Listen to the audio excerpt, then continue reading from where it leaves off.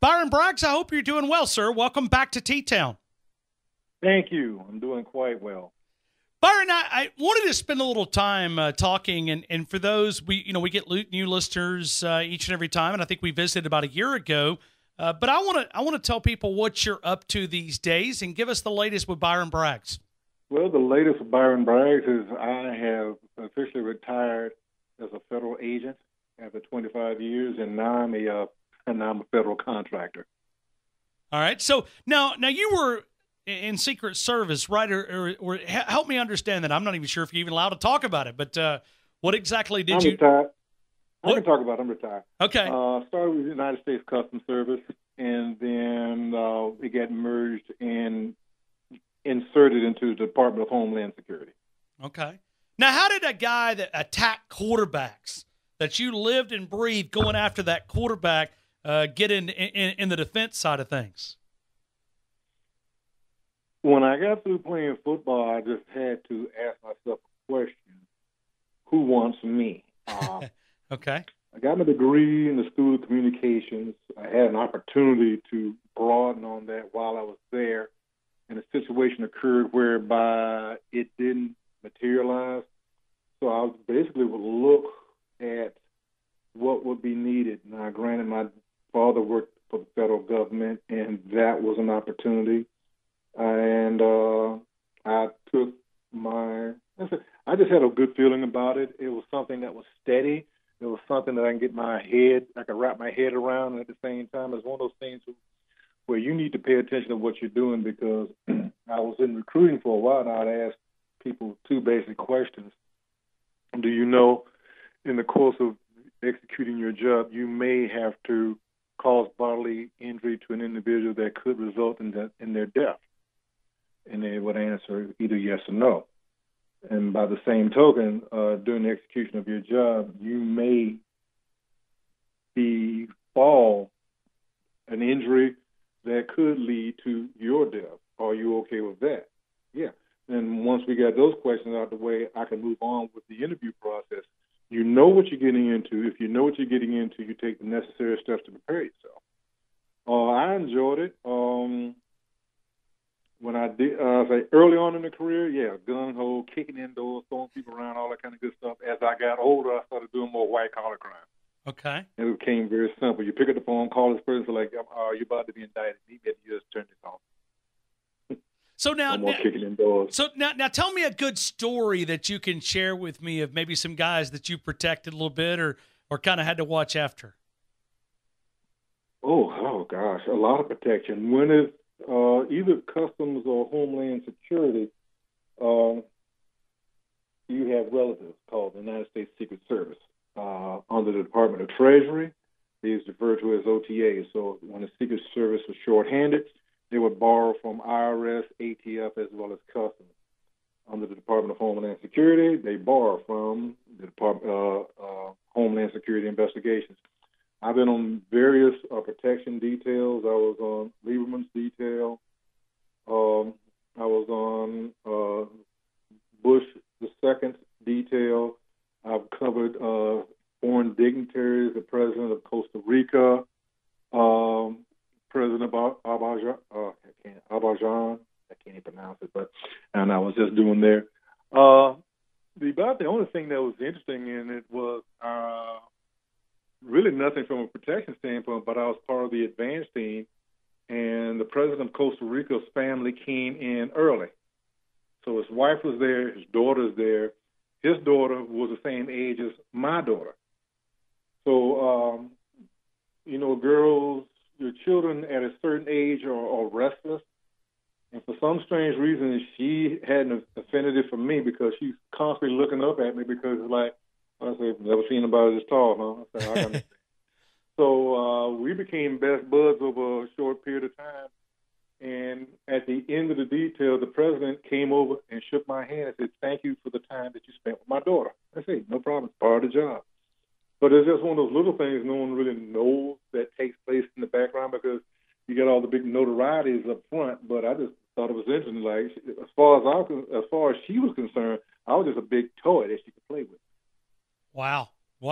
So unique stories here. Byron Braggs, University of Alabama defensive lineman, All-American, was a part of the 78-79 championship team. We're getting ready to celebrate, which would be the 40th anniversary of that 1978 team. Byron, if I say 1978 team, what's the first thing that pops in your mind? What happened in 77? Okay. Pure math. That's it. Like 5 goes all the way to number 1. Number 3 goes to number 2. When number 1 and number 2 have fall by the wayside, which I thought was very interesting. But I wonder if they would have had the BCS at that particular time as opposed to the popularity contest that it was back at that time. But from a historical standpoint, and you can probably back me up on this, Alabama's one of the few schools that have had teams that will be in contention to have 3-time national champions, especially that 1966 team. No, and in 2013 they were close to. I mean, it's never been done, but we've been so close so many different times. You can look back; it's just a small margin that they haven't. That we haven't got the shot of playing for that. Yeah, I'm looking forward to coming down too. What game will that be? Will that be Texas A&M? Is that right? Or yes, sir. It'll be Texas A&M. Texas A&M as we salute the 1978 national championship team. But looking at a team side of things, what made that team so special? Was it chemistry? Was it obviously some great players? We could spend all afternoon going through the 78 roster, but maybe what separated the team 78 from some of the other teams? I wouldn't necessarily say that separated us from everybody else or even other Alabama teams. It was something that you were always trying to work on. And Coach Bryant will often repeat this ad nauseum. You're working on oneness. When you have 11 people thinking, acting as one, a true team, that's a very difficult situation to undermine, detract, discourage, distract. The fact that everybody's on the same page, everybody did their job. It's not a bunch of we were a bunch of individuals that did the same thing, and it goes back to you develop oneness. People often wonder why do they have training camp to develop this oneness? Be it pros, be it college, even high school. You're trying to develop an identity for that team, and if not anything else, everybody needs to be of one accord, and that team was on one accord. Byron, when you go back and you think about the incident that happened with you with the heat stroke and the issues there, and some of the stuff that have happened recently in college football, how much do you spend reflecting on the moment that we almost lost you here on a practice field in Tuscaloosa? I reflect on it almost, not necessarily every day, but this time of the year, it is first and foremost in my mind because that story repeats itself time and time again. And individuals that are facing that situation really don't know how to handle it. From a professional standpoint, I can't think of that offensive lineman's name with the Minnesota Vikings. The day before, some of the young guys were giving him a hard time. Hey, old man, you can't hang. He tried to prove a point, and it led to his undoing. I'm watching training camp, how ESPN is following Alabama, and I was pointing out certain things to my wife, especially with the situation that took place up here in Maryland. Now, granted, that was an off-season type thing in May, I believe, but they pointed the finger of guilt, right, wrong, or indifferent, at the strength and the conditioning coach. Now, at these colleges, and I was telling my wife, there's an unsung group of individuals that really don't get the credit that they need, and those are those student managers and student trainers. So they got the episode, they showing in practice, they got a guy running around with a jet spray, he's spraying off the kids. They got the ice tub that everybody's jumping into. But the mere fact that you see a person with a towel wiping that player's face down, wringing that towel out and making that cold water run down the back of his neck, especially the sweet spot in the top of his head. When I was a volunteer coach up here, I would tell kids what happened to me. And I said, get an attitude if you want to, but if you see me walking towards you with a wet towel, it's because I know what I'm talking about. So in that situation, to try to wrap it all up, my question is, where were the student trainers? Or better still, where was the head trainer? Where was the lines of communication from the standpoint, what was the temperature like? What were the conditions like? I'm at the Federal Law Enforcement Training Facility, and they would fly black flags, red flags. If it was a black flag, you were not going outside doing no type of physical activity. And even then, it's not like a sports, but you have to understand, if you're going to have people putting out a lot of energy, and when it's humid like it is down there in the South, be it from Georgia all the way to Texas, you can always hear a story about some kid that's going to end up losing that battle. And if your natural air conditioning is not working, in other words, your sweat does not evaporate to cool you off, you're going to have a problem because you're just sweating and sweating and sweating, and next thing you know, you become dehydrated, and then all hell breaks loose with your body. Byron, what was the stories like? Because you probably didn't realize that you were in that type of shape from your teammates when you had your incident. I mean, did they go back? I mean, did you scare them? And because there were stories that, man, this guy's not going to make it. I mean, were those the type of stories that your teammates shared with you? What was those like after you recovered? After I recovered, the two people that I could lean on the most from a staff standpoint was Henry Sang-Lada and Dr. William DeShazo, and they would repeat the story to me. After that, James Sanderson and John Sutherland stand out from this aspect. There's one other person I cannot call his name to save my soul right now. It was one of those things, we were having drills. I stunk the place up, so I had to do a little extra running after practice. I was running around those fields, and the indoor practice facility did not exist at that time. And basically, after finishing a lap, I'm like 180 degrees from Coach Bryant's tower. The old situation whereby there was a tunnel that went up under the street that led you into Coleman Coliseum, which is no longer there anymore. I stopped there, the graduate assistant, you still need to finish your lap. I remember taking off, and if I had to look at it right now, it's like where the defensive linemen practice just outside the indoor practice facility. I'm heading to what were the tennis courts, and now there's a parking lot and another elevated tower. I don't remember going in that direction. I ended up by Coach Bryant's tower and passing out there. Now, remember, all of this is being repeated to me because I'm out. The trainer, whose name I cannot recall right now, helped me get into Coach Bryant's golf cart. They took me to the far side of Coleman Coliseum, the side near the law school, and took me into the weight room, and they packed my body in ice. And according to the EMTs, they were not going to transport me until my temperature broke. My temperature broke at 105. If I had made it 107, I wouldn't be talking to you right now. Wow. We're talking to Byron Braggs. Let me ask you, can you share a story about Coach Bryant in camp as you prepared for the upcoming season? I know that's the one that a lot of people recall, but is there others that you can share of just some memory of Coach Bryant and maybe the grind of this time of the year to get to the first game? So many stories, so little time. I guess one story that comes to mind is we were having a tackling drill, and where we were just adjacent to Coach Bryant's tower. And this also involved Coach Ken Donahue.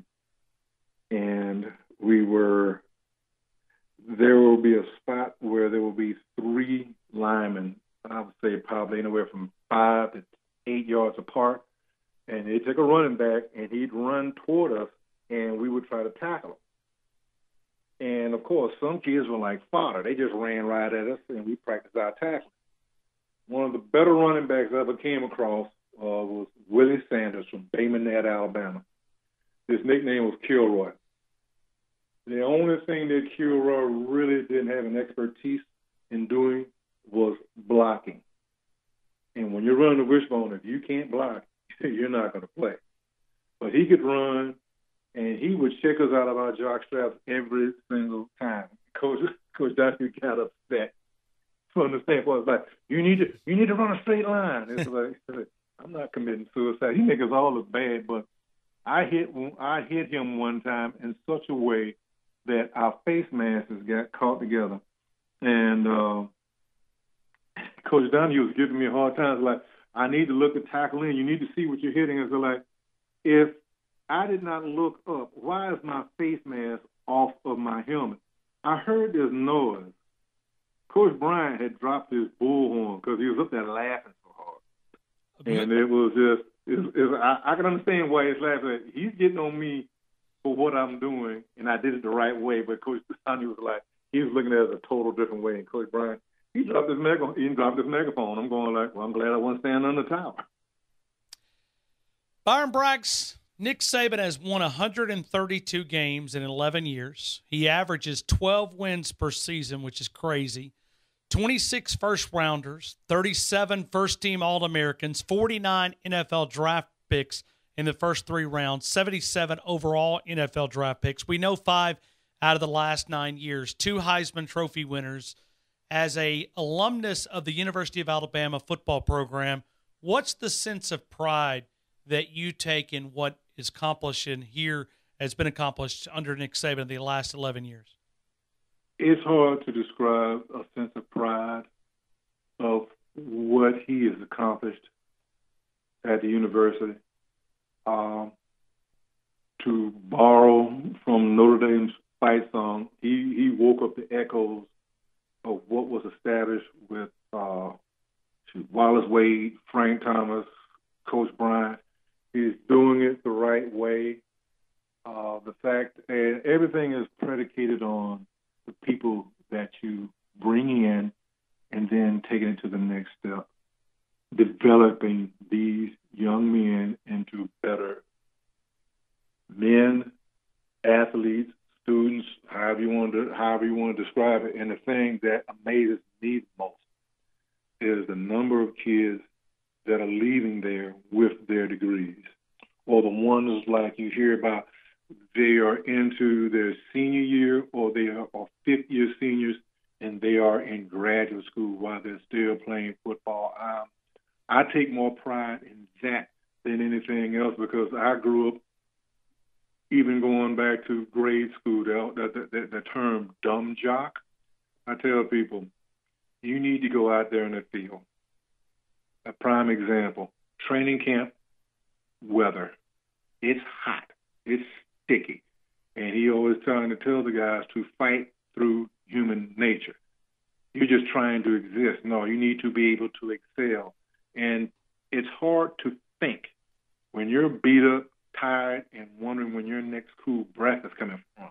Forget the cool drink, when your next cool breath is coming from. And to get your mind to work to achieve what you're trying to do. And the fact that it just keeps on feeding upon itself and people tend to gravitate to that. You know, I want to play as a freshman. If you're good enough, you will, predicated on the competition. If you are not afraid of competition, it seems to be that Tuscaloosa is the destination to go. The talking heads talk about the number of offensive coordinators he's gone through, or just coordinators in general. It kind of reminds me of when you look back as like, at one point, what head coach in the SEC is not affiliated with this guy? And his assistants are going left and right.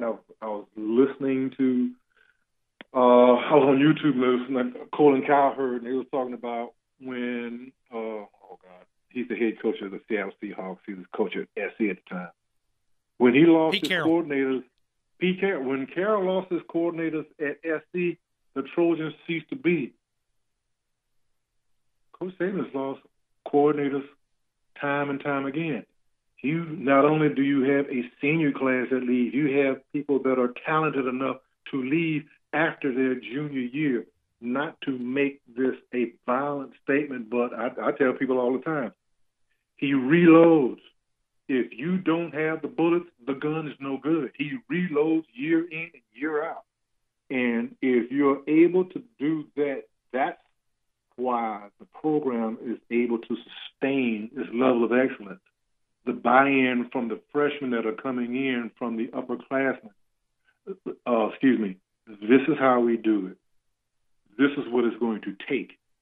I was fortunate enough at that particular time frame. You played for Alabama, you played for the old man, all you had to do was show up half the time. Or we would be in a situation whereby, I remember a game, we were playing LSU in Baton Rouge, and it was, I would say, midway through the third quarter, and Coach Bryant, during the timeout, he calls everybody up. He said, look, we make one more first down, the game's over with. And he was right, because we had broke their will. Try as they might. There were times all you had to do was show up. And there were games where all we did was show up. We won, but it was not in a convincing fashion. Case in point, I want to say my senior year, we go up to Jersey in the Meadowlands, and we play Rutgers. And we looked like crap.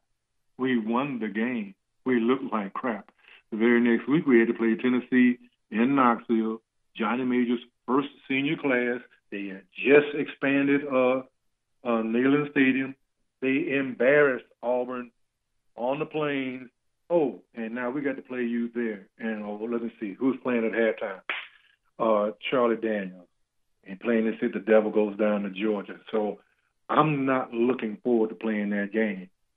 He got inside our heads. It ended up being a wonderful game. Matter of fact, the Tennessee fans cheered their team for getting a first down late in the third quarter, because we basically shut them down. We have enjoyed this conversation. Hopefully we can catch up maybe that 1978 reunion. Maybe we can catch back up again. I've enjoyed and I appreciate you joining us and helping us preserve the Alabama tradition. It's so much fun to reflect on a lot of these memories of Alabama Crimson Tide football. I think it's one of the things that separates us from other schools is stories like the last 22 minutes that you've spent with us. I appreciate it, Byron. Thank you again for your time. Thank you. You guys have a good day and roll tide.